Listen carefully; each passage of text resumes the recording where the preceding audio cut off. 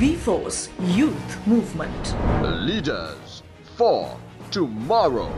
අයිබෝන් සියලු දෙනාටම අදත් අපි පුරුදු විදිහටම අපේ ගම්මැද්ද VForce Leaders for Tomorrow VForce Youth Movement එකත් එක්ක තමයි එකතු වෙලා ඉන්නේ. අපි සති ගාණක් පුරාවටම අද අපිත් එක්ක සහභාගී වෙන කෙනා පිළිබඳව දැනුවත් කරා. අපේ ආයතනයේ ඉතාමත් වැදගත් පුද්ගලයෙක් තමයි අපිත් එක්ක අද සහභාගී වෙන්නේ. අපේ ආයතනයේ ඒ කියන්නේ කැපිටල් මහරජා ගෲප් එකේ ඉලෙක්ට්‍රොනික media business group director Needra Weerasinghe තමයි අපිත් එක්ක අද සහභාගී වෙන්නේ. විශේෂ කාරණයක් එතුමිය අපිත් එක්ක අද කතා කරන්න සූදානමින් ඉන්නවා. ඒ කාරණය තමයි අභියෝග මැද අවස්ථාවන් කොහොමද හොයාගන්නේ කියලා. මේ ඇඩ්වර්සිටිස් ඇතුලේ අපේ මේ නෙගටිවිටි එක ඇතුලේ කොහොමද අපි ඔපචුනිටිස් හොයාගන්නේ කියන කාරණය තමයි අද අපේ කතා බහ වෙන්නේ. අද අපි කතා කරන්න යන්නේ කියන්නේ අපිත් එක්ක සහභාගී වෙලා ඉන්න කට්ටියට ඉන්ටරෙස්ටිං සෙෂන් එකක් තියෙනවා. විශේෂයෙන්ම මතක් කරන්න ඕනේ අද කවුරුත් අහපු නැති ඒ කියන්නේ බ්‍රෑන්ඩ් නිව් දෙයක් අපේ රිසෝස් පර්සනැලිටි අපිට දෙන්න පොරොන්දු වෙලා තිනවා මේ අපේ ඩිස්කෂන් එක අගට. ඉතින් මම වැඩි වෙලා ගන්න නැතුව අපේ group director introduce කරලා අපි වැඩේට බහිමු. Good evening to you madam, thank you very much for being here. Thanks Chaturanga, thank you very much. ආයුබෝවන් ඔබ සියලු දෙනාටම. අද අප මුලින්ම සාමාන්‍ය දවසක වීඩියෝ පටියක් බලලා අපේ මාතෘකාවට යමු. Play video please.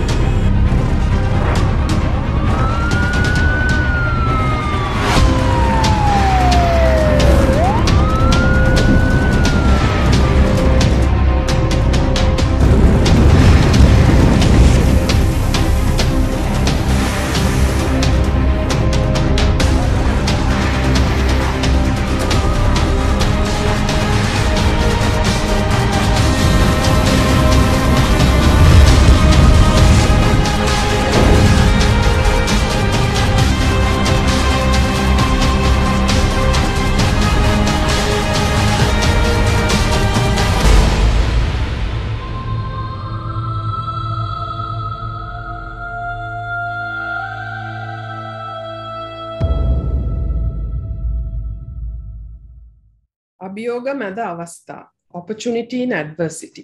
මේ තමයි අද අපේ මාතෘකාව. දැන් බලපු වීඩියෝ පටිය ගැන මම තව ටිකකින් කතා කරන්නම්. ඒ තමයි 2002 ජනවාරි 6 වෙනිදා දෙපානම සිරස ප්‍රධාන මැදිරි සංකීර්ණය ගිනිගත්තු අවස්ථාව. ලංකාවේ ඔයාලා වගේ තරුණ අයට ජීවිතය ලස්සන කරගන්න අදහස් රාශියක් තියෙනවා. ඔයාලගේ අනාගතය ගැන හීන තියෙනවා. ගොඩක් හොඳ සංකල්පත් තියෙනවා. ඔගොල්ලන් සමාජයේ වෙනසක් ඕනේ කියලා නිතරම කතා බහ වෙනවා. මේක පොලිටිකල් චේන්ජ් එකක්ද, සෝෂල් චේන්ජ් එකක්ද, නැත්නම් දේශපාලනයේ වෙනසක්ද? ඔගොල්ලන් ඉන්න කමියුනිටිස් ඇතුලේ කරන්න පුළුවන් දේවල් ගැන ලොකු අදහස් තියෙනවා. ඒත් එක්කම හරිම නිර්මාණශීලී තරුණ පරපුරක් දැන් සිටිනවා. අලුත් දේවල් සොයා ගැනීමට ගන්න උනන්දුව ප්‍රවාහන ශාස්ත්‍රයෙන්ද සෞඛ්‍ය ශාස්ත්‍රයෙන්ද sustainable economies පරිසරය ගැනද සංකල්ප බලාපොරොත්තු සහ හීන ගොඩාක් තියෙනවා.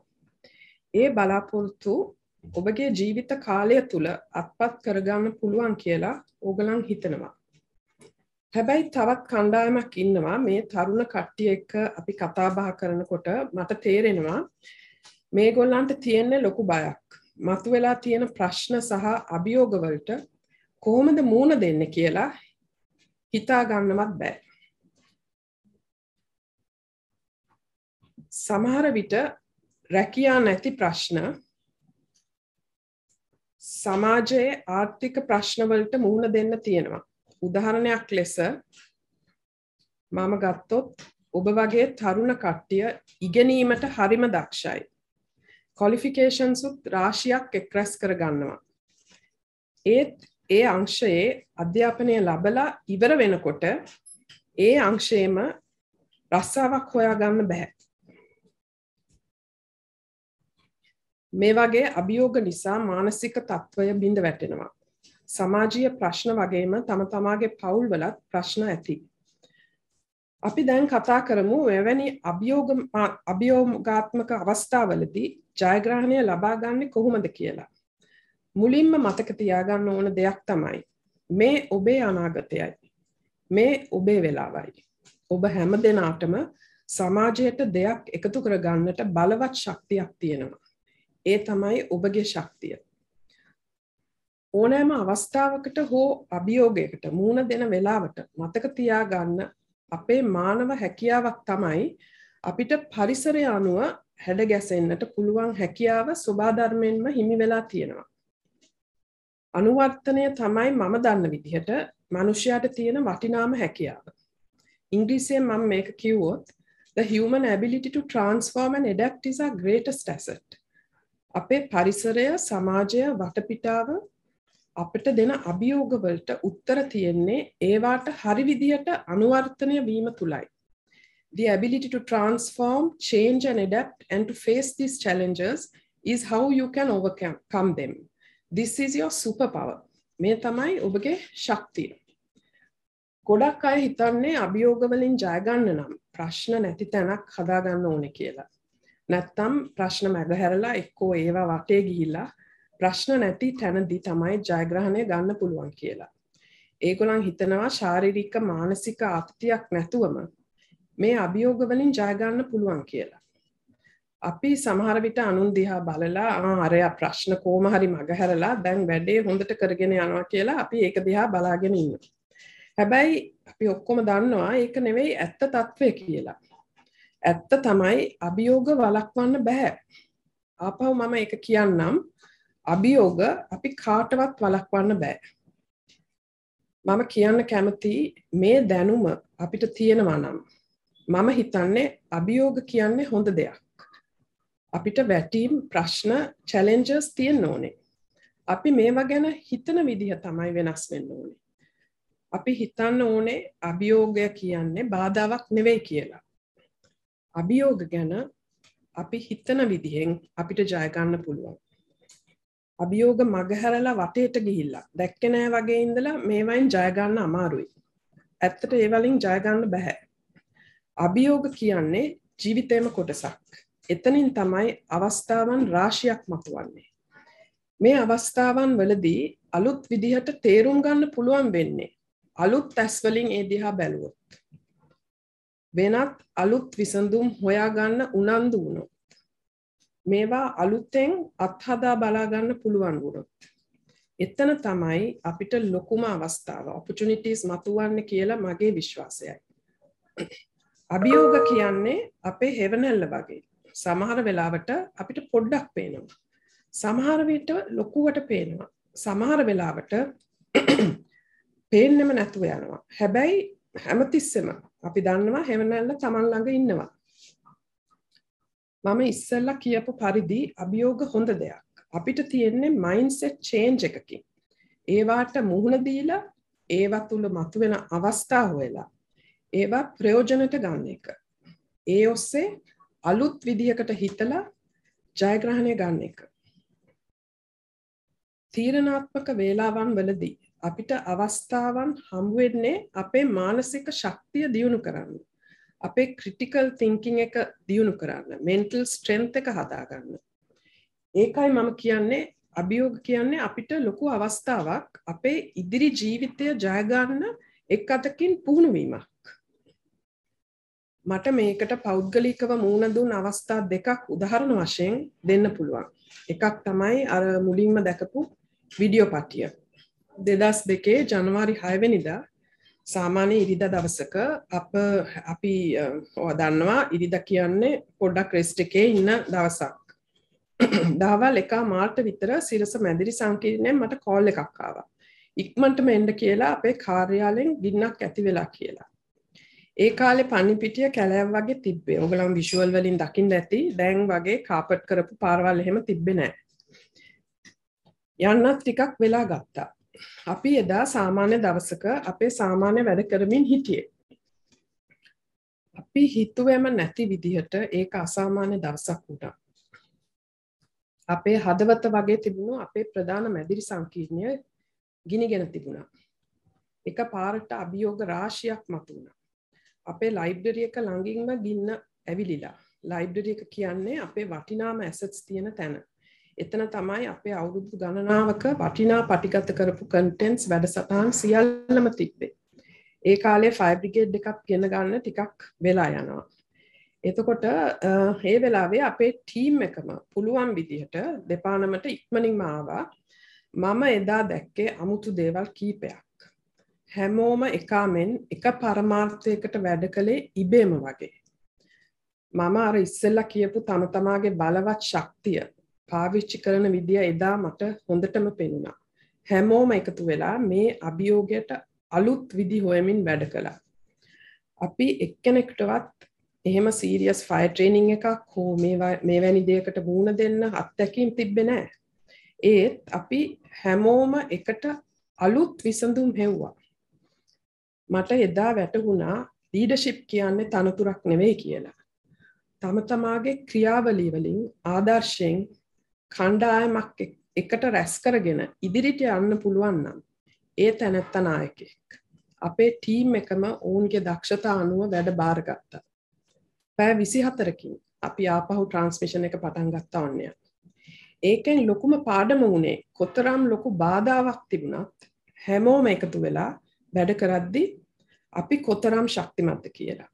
අපිට එදා ලොකු ජයග්‍රහණයක් ලැබුණා. මම දැක්කා එදා නායකයන් කීප දෙනෙක් බිහි වුණා.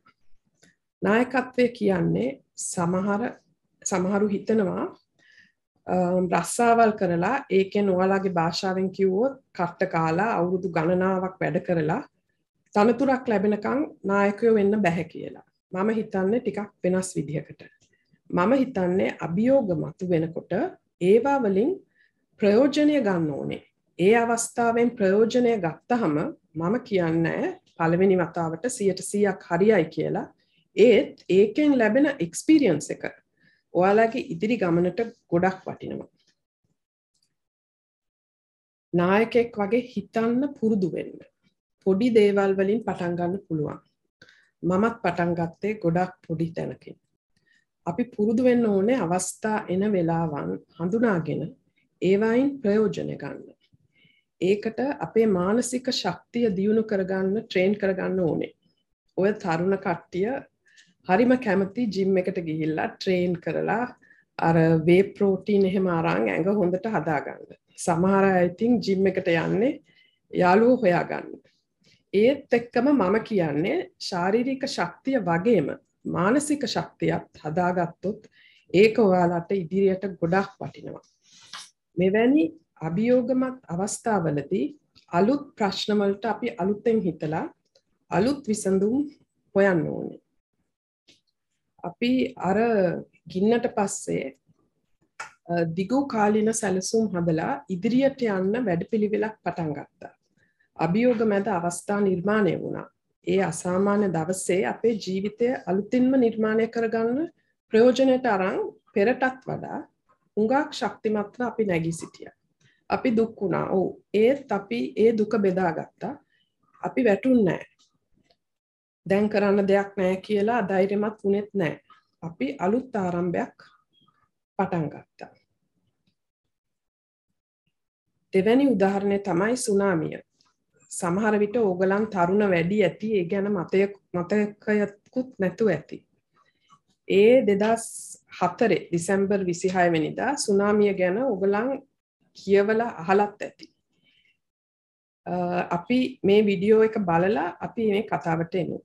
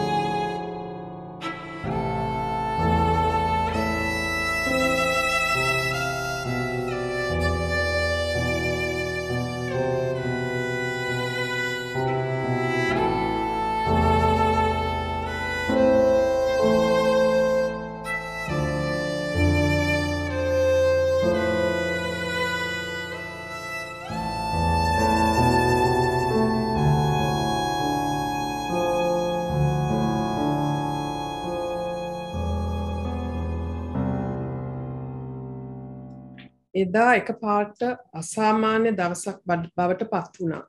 හැමදේම එක තැන නැවතුණා. මුළු රටම හෙල්ලුණා. ජීවිත රාශියක් එදා විනාශ වුණා. වෙලාව එතනම නැවතුණා කියලා අපිට දැක්කා. එදා මම හබරනේ හිටියේ. අපි ඉක්මනටම කොළඹට එන්න තීරණය කළා. ඒ වෙලාවේ මාධ්‍යයක් වශයෙන් විපතටපත් වූ ජනතාවට උදව් කිරීමට අවශ්‍ය වෙලා තිබුණා. අපිට ඒකට නායකත්වය ලබා දීමට සිදු වුණා. මීට පෙර අපි නියංගයන් ජල ගැලීම් වැනි අවස්ථාවලදී ජනතාවගේ සුබ සාධනය සඳහා සිරස ශක්ති සහන යාත්‍රා කීපයක් කරලා තිබුණත් මේ අවස්ථාවේදී රටේ දහස් ගණන් මිනිසුන් විපතටපත් වූ අවස්ථාවකදී එක්වර අපිට තොරතුරු ඒගොල්ලන්ට දෙන්නයි අපේ සාමාන්‍ය වැඩසටහන් කරන්නයි රටේ තැන් කීපයකට ආධාර රැගෙන යන්නයි අභියෝගයක් වුණා. විශේෂයෙන්ම උතුරු නැගෙනහිර පැතිවලින් වැඩියෙන්ම විනාශ වෙලා තිබුණු ප්‍රදේශවලට යුද්ධයක් මැද ඒ පිරිසට උදව් වුමනා වෙලා තිබුණා. කෙසේ වෙතත් අපේ සමාජ වගකීම් ඉටු කරන්න අපි කඩිසර වුණා. මාධ්‍ය ජාලයක් වශයෙන් අපි නායකත්වය දුන්නා. මට මේ අවස්ථාවේදී ගොඩක් ඒ වෙලාවේ කරපු දේවල් කියන්න වෙලාව මදි දැන්. හැබැයි මම කෙටියෙන් කිව්වොත් අපි සාමාන්‍ය වැඩසටහන් නවත්තලා මාස 3ක කාලයක් තිස්සේ ජනතාවට තොරතුරු දැන ගැනීමට විශේෂ වැඩසටහන් රාශියක් පටන් ගත්තා. පැය 48ක් ඇතුළත අපේ ඉල්ලුමට ජනතාව පරිත්‍යාගී කරපු ආධාර ලොරි 500ක් පමණ පිට කරලා බඩු බෙදන්න පටන් ගත්තා. අපි අපේ කාර්යාලයේ කෝල් සෙන්ටර්ස් ලයින් 100ක් විතර සෙටප් කරා. ඒ එන කෝල්ස් ප්‍රමාණයට හැම අංශයෙන්ම වගේ අපිට ගොඩක් කට්ටිය කතා කරන්න පටන් ගත්තා. ඒ වෙලාවේ අපේ ස්ටාෆ් එක ස්වෙච්ඡාවෙන් රෑ දවල් නොබලා මේ කෝල්ස් ටික ආන්සර් කරලා අපිට පුළුවන් විදියට උදව් කළා. මෙඩිකල් ඩොක්ටර්ස් බෙහෙත් සමග වෑන් පිටින් ඒ තැන්වලට අපි අරන් ගියා. පාසල්වල පන්සල්වල ගෙවල් පවුල් අහිමි වූ ලොකු පිරිසක් හිටියා. එතැන් සිට ඔවුන්ගේ මානසික තත්ත්වය පුළුවන් විදියට ගොඩනගන්නට අපි වැඩසටහන් රාශියක් පටන් ගත්තා. මේ උදාහරණ දෙක මම ඔයාලට දෙන්නේ අපි කාටවත් අභියෝග වලින් තොර ජීවිතයක් නැහැ කියලා ඔයගලන්ට තේරුම් ගන්න. මේ හොඳ වෙලාව තමයි Tamanගේ ජීවිතය ගැන හිතලා සූදානම් වෙන්න. මෙවැනි අභියෝග මතුවෙන අවස්ථාවලදී අපි හොඳින් පරිවර්තනය වෙන විදිය ගැන හිතන්න පටන් ගන්න ඕනේ. ප්‍රශ්න වලට අපි මූණ දෙන්නේ කොහොමද? අලුතින් හිතන්න උනන්දු වෙන්න. අපි සූදානමින් හිටියොත් ඕන ප්‍රශ්නකට විසඳුම් හොයාගන්න පුළුවන්. අපි අභියෝග ප්‍රශ්න වලට අපිට උවමනා නැති බයක් ඇති කරගන්න ඕනේ නැහැ. මේවා වලින් ජය ගන්න විදි තමයි හොයාගන්න ඕනේ. මට මෙතන මතක් වෙන්නේ අර ඩිබේට් කරන ඩාවින්ගේ theory of evolution එක ගැන.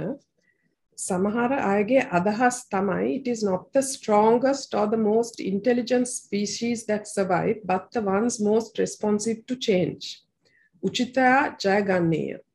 අපිට ඒකට තව දෙයක් එකතු කළොත් පරිසරයට මූණ දීමට ශක්තියක් ඇති පුද්ගලයා ජයග්‍රහණය කරනවා. අපි පාරිසරික හෝ සමාජික ප්‍රශ්න වලට මූණ දීලා ඒවට ඔරොත්තු දීලා හැඩ ගැසුනොත් ජයග්‍රහණය අත්පත් කරගන්න පුළුවන්. මුලදී කිව් පරිදි අපේ ලොකුම මානව හැකියාව දෙයකට හැඩ ගැසීමට ඇති හැකියාවයි. අපි දන්නවා conflict is the genesis of creation කියලා. ඒ කියන්නේ ලෝකේ පටන් ගත්ත වෙලාවේ ඉඳලම අපිට අභියෝග මතුවෙනවා. අපි ඒවට මූණ දුන්න නැත්තම් අපි තුල ඇති ශක්තිය ධෛර්යය කොතරම්ද කියලා අපි දන්නේ නැහැ. අපි අපේම ශක්තිය ගැන අවබෝධයක් තියෙන්නේ නැහැ. අපි වෙනස් විදියකට හිතන්න ඉගෙන ගමු. අපි අලුත් අදහස් වලට තැනක් දෙමු. අපේ මායිම් තල්ලු කරමු. මේවා සියල්ල එකතු කරගෙන අවස්ථාවලින් ප්‍රයෝජන අරගෙන මීට වඩා හොඳ තැනකට යන්න බලමු. It's not that you won't meet adversity and challenges in life. It is how you meet it that matters. We have to prepare and prepare well in how we face it. When we are well prepared, the faster we change and adapt to any situation. It is then that the most successful results will come.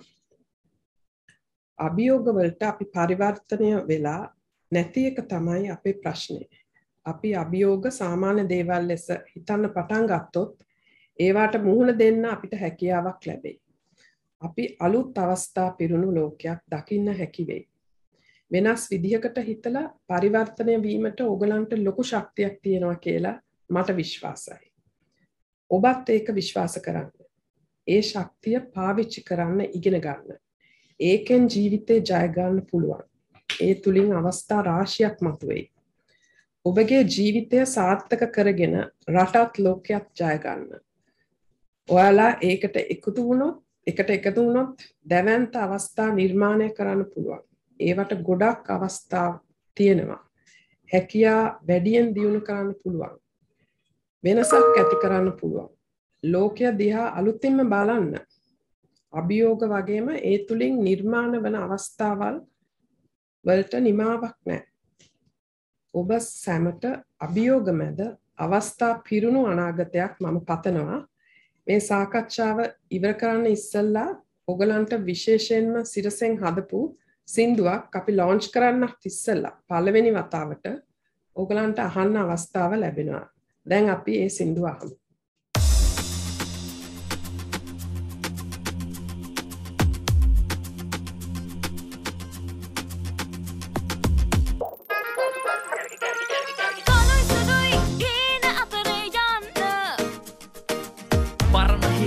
අලුතින් පාට කරන්න කළුයි සුදුයි හීන අතරේ යන්න පරණ හීන අලුතින් පාට කරන්න අපි වෙනස් අලුතින් හිතන අපි වෙනස් අලුතින් දකින අපි වෙනස් අලුතින් හදන අපි වෙනස් පාටින් පාට අපි වෙනස් අටුව කඩන්න පුටුව හදන්න පුටුව කඩන්න රොකට් හදන්න රොකට් එක දරුවල් අල්ලෙරවුමක් යන මඳකින් අලුතින් පාට කරන්න අලුතින් හිතන්න අලුතින් මවන්න ලෝකය මවන්න අලුතෙන් මවන්න කඩන්න පිදින්න අලුතෙන් හදන්න අලුත් ලෝකේ ස්මාර්ට් යතුරු හදන්න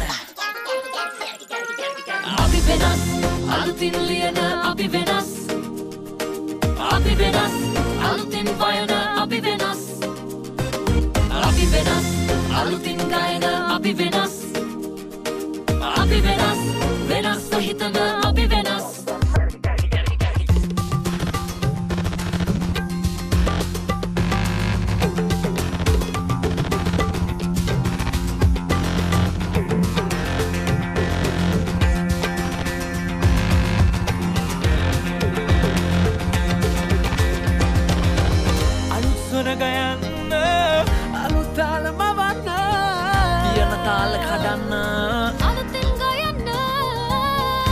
වැටි හෙල් අතරේ අහසෙතර තහානි සාගර ජලපතුලේ පොළවේ වැලි අතරේ හොයන්න අලුත් හදක් හොයන්න අලුත් වා මවන්න අලුත් හදක් අලුත් හදක් අලුත් ලොවක් අලුතින් මවන්න ලෝකෙට ඇහෙන්න අලුතින් හිතන්න අපි වෙනස් අලුතින් හිතන අපි වෙනස් අලුතින් හදන අපි වෙනස් අලුතින් දකින අපි වෙනස් පාටින් පාට අපි වෙනස් අලුතින් හිතන අපි වෙනස් අලුතින් දකින අපි වෙනස් අලුතින් හදන අපි වෙනස් පාටින් පාට අපි වෙනස් අලුතින් ලියන අපි වෙනස් අලුතින් ගයන අපි වෙනස් අලුතින් වයන අපි වෙනස් හිතන අපි වෙනස් අලුතින් ලියන අපි වෙනස් අලුතින් වයන අපි වෙනස් අලුතින් ගයන අපි වෙනස් හිතන අපි වෙනස් ලෝකෙට ඇහෙන්න අපි වෙනස්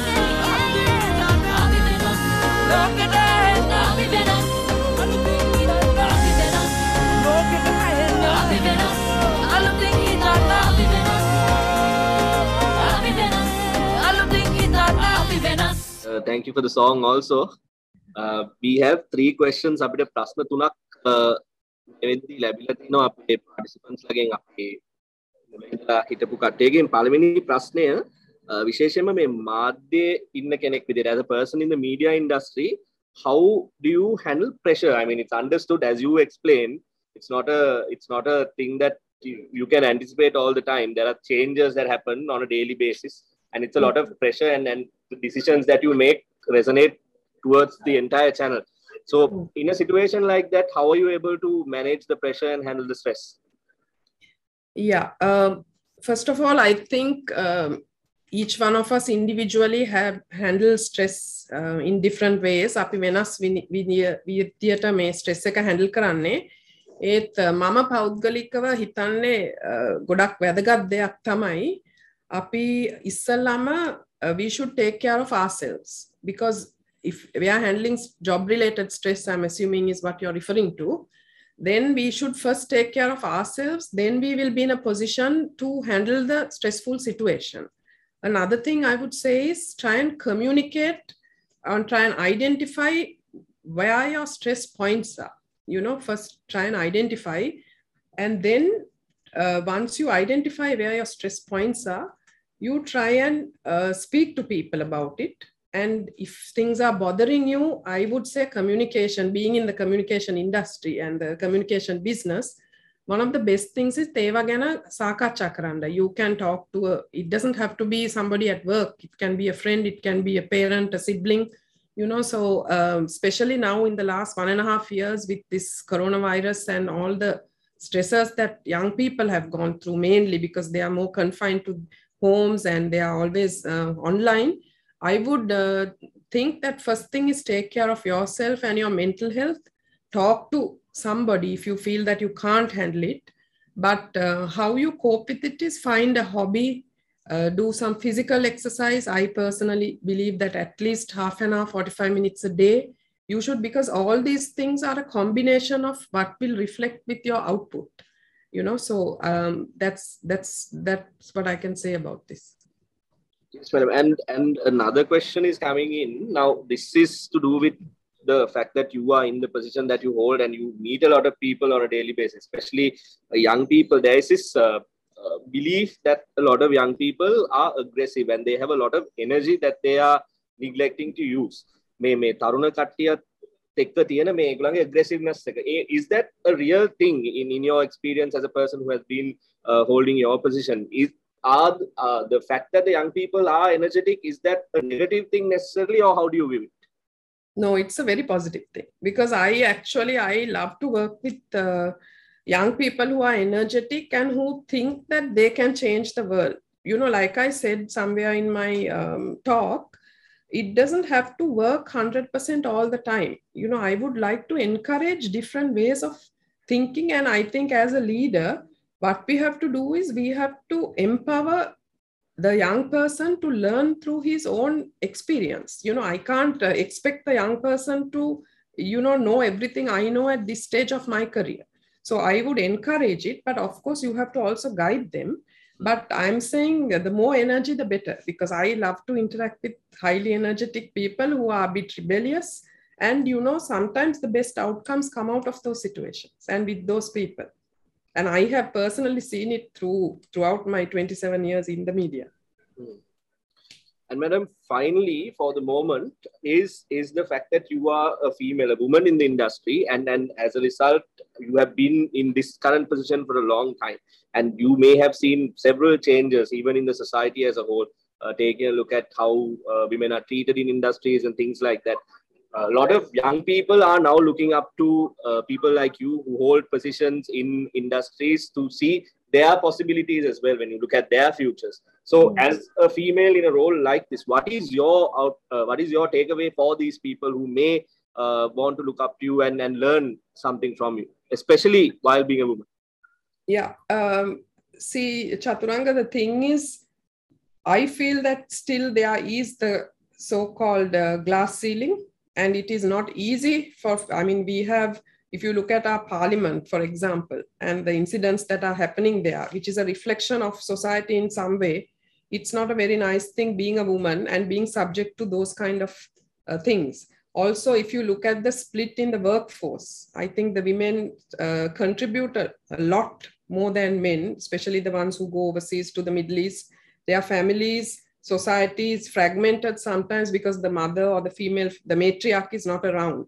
If we, like in Gammed, all of you go out to we all go out to so many villages. What we discover is usually it's the matriarch who travels miles to bring a pot of water, or to take the kids across the river to school. It's always the female. So I don't think that society has given us our due place, but that doesn't mean that we should be discouraged, because like I said in my talk, if you make use of the situation and the challenge, you will always find a way to work it out. And you need to have a very strong, you need to have a very strong mind where you don't get discouraged easily. You can get disappointed. Yes, you will get disappointed. And I mean, no life is perfect. But as a female, I would say, if you have a goal in mind, you can achieve it. If you make sure that you acquire skills on how you can be professional and how you can enhance your knowledge, how you can communicate with people, and how you can set an example, then you will stand out. And obviously, it doesn't matter whether you're male or female. Luckily, in this company, there is no bias like that. But you ask me in society, and I feel, yes, there is a lot more we can do. I know there are a lot of female youth movements that are now getting together. And that is something really fantastic. And I think we should encourage more of that, because hopefully in my lifetime, I can see a shift in thinking for females in society. Yes, madam. And another question that links up to something that you mentioned earlier is, when you take a decision in your role and you realize that certain decisions have to be taken, sometimes that decision may not make everyone around you at the moment happy. But at the end of the day, you are responsible for taking that decision, and you have to take that responsibility up. Now, as young people, when we are in a team or when we are surrounded by people who we have to make a decision on, and then that decision, now this is in a situation where it's a horizontal sort of a team, and these are your peers. They also get upset and they do not respond well to that situation. What is your sort of opinion on that? Because at the end of the day, the decision has to be made by someone. Yeah, it's like this, Chaturanga. Like I said, you need to communicate and you need to make the team understand that every decision won't be pleasing to everybody, but the greater good that comes out of the result of the decision is what you need to explain to them. And they may not 100% agree with you, but when you're in a team, what I have noticed is, through my experience, there are many times that yes, you have to take hard decisions, but if you're going to tell them what the outcome of the decision is, sometimes you just take a decision and you don't tell them. You say, no, I'm just decided on this. I think that's wrong. You need to always inform them. හැමතිස්සෙම කියන්න ඕනේ මේ decision එකෙන් අපිට තව තැනකට අපි ඉස්සරහට යන්න තමයි මේ decision එක දැන් මේ වෙලාවේ ගන්න ඕනේ. Then I think you will get a lot more understanding among the team and they'll feel more motivated. Madhura Prakash is asking, he has in fact said something about the song as well. He's also asking if අපි වෙනසක් කරනවා නම් කල යුතු පළවෙනි වෙනස, is it a political change, a social change? What is now? I think it's best to ask you this question because you have a lot of input rather than a normal person in the business industry. You have the news coming in, the media happening, so you have a broader understanding of how things work. What is your opinion? What change do we require? You're putting me in a difficult spot, is it? No, I don't think there is one answer for that. මොකද ඒ වෙලාවේ ඒ situation එක අනුව තමයි ඒ change එක වෙන්න ඕනේ. මම හිතන්නේ අපි පුරවැසියන් වශයෙන්, right? Somebody said, no, don't ask what the country can do for you, but what you can do for the country. So I'm saying movements like this VForce, for example, is a really good youth movement that sets certain standards in society, right? You can influence so many people around you who are even not part of this group. So I am saying that's where it starts. Anything, if you talk about any revolution, how does it start? It starts with one good idea or one person thinking they can change the world, and it happens. We've seen in history enough examples of that. So I'm sure that I can't tell you where exactly each change should come, but wherever you identify that change is needed, you be the change agent. That's what I'm saying will be the most successful, because you are thoroughly convinced and it's your mission. And what more commitment can any human being have than if they have a goal to achieve? What did they say about the song, by the way? Did they like it? Yeah. Madhura has said great song of motivation, and I received a few texts as well about the song. So this is the first time that the people here are. Yeah, we'll be releasing it on the 2nd of December actually on Sirasa. Yeah. Thank you very much for your time, and I'm just checking if we have any more that we have got. Yeah, one more is about now people. Okay, this is also related to the question that I asked you before. A lot of people still operate in offices in the corporate sector based on the fact that certain people are coming from like villages and me coming in a kattiya megollo Colombo school walata giya kattiya, and there is that separation. Do you see that in the industry, and as a person who is holding a senior position in a conglomerate in Sri Lanka, have you realized it and have you done something about it? Sorry, Chaturanga, what was the question again? Sorry. It's basically about the several classes, the discrimination based on classes, and whether you have experienced it and whether you have done anything about it. Yeah, well, to be honest, I did my education in Sinhala language until my O levels. Then I switched to English language. I went to University of Kelaniya, where I had a really hard time, and I would say being in the arts section, they call it Kadu, I think, at that time. So that section, there was discrimination the other way around. So anywhere in any society, you do get discrimination, you know, but I'm saying as a force, right? We force, what is our objective? I'm going back to the same thing of saying each individual should know where they can make a difference, and they should be convinced that what they are doing is, you know, to make this positive difference, because I truly believe society needs that change, and we need that difference in all sectors. Earlier, you asked me whether it's political or social.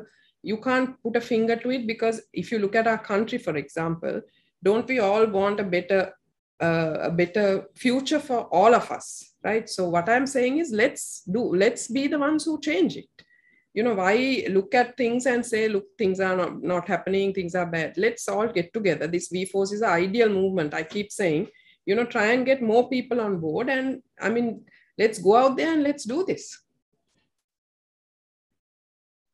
Thank you very much, madam, for dedicating your time for us and talking to us, to our V-Force membership. And thank you for joining us, and, you know, the song and the entire thing.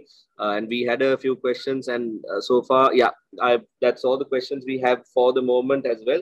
So, බොහොම ස්තුතියි අද අපිත් එක්ක ගම්මැද්ද V-Force සටසටහන එක්ක සහභාගී වුණාට සහ මේ ඔබගේ අදහස් අපිත් එක්ක බෙදා හදා ගත්තාට. මා සමග එකතු වුණ ඔබ සියලු දෙනාටම ගොඩක් ස්තුතියි. Thank you. Thank you very much. අපිත් එක්ක සහභාගී වුණු සියලු දෙනාටත් මම ස්තුතිවන්ත වෙනවා. අපි මේ වැඩසටහන පිළිබඳව අද අපේ ප්‍රවෘත්ති ප්‍රකාශය අතරතුර ඒ වගේම අපේ social media pages වල update වෙනවා. ඒකත් ඕගොල්ලන්ට share කරන්න පුළුවන්.